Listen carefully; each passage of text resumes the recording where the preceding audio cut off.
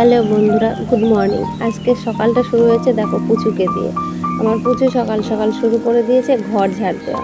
মানে ছোটরা যেটা করে আর কি, বড়দের যেটা দেখে ওরা সেটাই করে। তো আজকের সকালটা এইভাবেই শুরু হলো। তারপরে আমি মাছ ধুতে লেগে গেছিলাম। এটা ছিল রুই মাছ। আজকে রুই মাছই নিয়েছিলাম। আর আমাদের বাড়িতে বেশিরভাগ দিন রুই মাছটাই হয়, কারণ হয় রুই মাছ হয়, না হলে অন্য কোনো জ্যান্ত মাছ হয়, না হলে পুচু পোকো ওরা খেতে পারে না এই সমস্ত মাছ নিলে। যে সমস্ত মাছে একটু কাটাগুলো কম আছে, ঠিক সেই সমস্ত মাছগুলোই আমাদের বাড়িতে নেওয়া হয়। তাহলে আর কি বাচ্চাদের খাওয়াতে সুবিধা হয়। কিছুদিন একটু তো এইভাবে মেনে চলতেই হবে, কারণ ওদের জন্যই তো সব কিছু। এবার মাছ নিলে যদি ওরা একটু খেতে না পারলে, তাহলে তো নিজেদের খেতে ভালো লাগবে না, তাই না? এই জন্যই বেশিরভাগ দিন রুই মাছটাই নেওয়া হয়। তো তারপরে দেখো ফ্রিজ থেকে সবজি বের করছিলাম। যেহেতু আমার হাজবেন্ড হচ্ছে চাকরি করে, তো সপ্তাহে সপ্তাহে বাড়িতে আসে, এই জন্য আমাদের কি হয়, এক সপ্তাহের বাজারটা করে ফ্রিজে রাখা হয়, তারপরে আমরা সারা সপ্তাহ ধরে সেটাই খাই। তারপরে আবারও এক সপ্তাহ পরে আবার বাড়ি আসে, আবার সমস্ত কিছু কিনে দিয়ে যায়, আবার সেটা আবার এক সপ্তাহে, এইভাবেই চলি। কি করবো আর, তার মাঝখানে যা জিনিসগুলো একটা দরকার পড়ে সেগুলো আমি বাজার থেকে গিয়ে কিনে নিয়ে আসি। এইভাবেই চলতে থাকে, কি করব। আর ফ্রিজে আগের দিনেরও একটু মাছটা ছিল, সেটাও আর এই দেখো এখানে পুচু খেলছিল। আমি রান্নার সময়টা পুচু ওখানে বসে বসে খেলে। তারপর কোকোকে পাঠাবো স্কুলে, এই জন্য ওকে ভাতটা খাইয়ে দিচ্ছিলাম। সকালের ভাতটা প্রতিদিনই আমি খাইয়ে দিই, আর স্কুল থেকে আসার পরেও ভাতটা বেশিরভাগ দিন খাইয়ে দিই। রাতের ভাতটা ও নিজে যেমন পারে তেমন খায়, কারণ কি সকাল আর দুপুরটা কি হয়, সকালে স্কুলে যাওয়ার তাড়া থাকে, ও খেতে এখনও তো ভালো করে শেখেনি, দেরি হবে, এই জন্য খাইয়ে দিই। আর স্কুল থেকে আসার পরে ছোট মানুষ, স্কুল থেকে এসে নিজে হাতে খাবে, অসুবিধা হবে, এই জন্যই এটা ভেবেই খাইয়ে দিই দুপুরটা। তো ওকে স্কুলে যাওয়ার জন্য রেডি করাবো, এই জন্য ভাতটা মাখছিলাম। যে কারণ মাছের কাটা বেছে খেতে সময় লাগবে, খেতে পারবে না, এই জন্য আমি খাইয়ে দিচ্ছিলাম ওকে ভাতটা।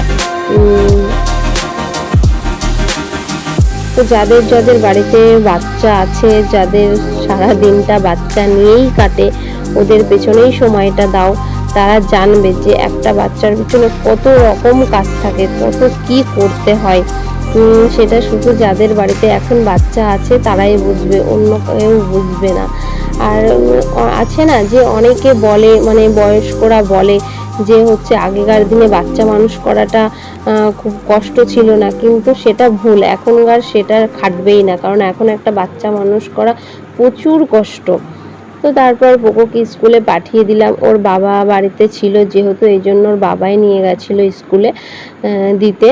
আর আমি এদিকে পুচুকে স্নান টান করিয়ে সাজুগুজু করিয়ে দিচ্ছিলাম। আর পুচু প্রচণ্ড দুরন্ত। সারাদিন আমি ওর পিছনে হই হই করে দৌড়াতে থাকি। আর তোমরা ভাবো যে আমি ভিডিও কখন বানাই, ও দিনের বেলায় এই যে এই টাইমে এই যে আমি ওকে সাজুগুজু করিয়ে ঘুম পাড়িয়ে দেব, এবার ও 2 ঘন্টা থেকে 2.5 ঘন্টা ঘুমায়। এই 2 ঘন্টা 2.5 ঘন্টা আমার কাছে কাফি। সেই 2-2.5 ঘন্টা আমি রেস্ট না করে আমি ভিডিওর পিছনে সময় দিই আর কি। কিন্তু অনেকে ভাববে যে এদের মনে হয় বাড়িতে কোনো কাজ নেই, তো সারাদিন এই ভিডিও নিয়ে পড়ে থাকে, সারাদিন ভিডিও করে, কিন্তু এরকমটা নয়। আমি কাজের ফাঁকে যেটুকু একটু সময় পাই সেইটুকু, আমি সারাদিন বিশ্রাম করার সময়ই পাই না। ওই 2 ঘন্টা 2.5 ঘন্টায় বিশ্রামের সময় পাই, কিন্তু ওই 2-2.5 ঘন্টাটাই আমি এই ভিডিওর পিছনে কাজে লাগাই, যার কারণে আমি সারাদিন একটু রেস্ট করার সময়ই পাই না। কারণ ওই ভিডিও করতে করতে এমন হয় কুচে উঠে পড়ে, ব্যাস সব বন্ধ করে আবার ওকে দেখতে রাখলাম, তারপর রাত আবার 8টা 9:30 গিয়েও ঘুমায়।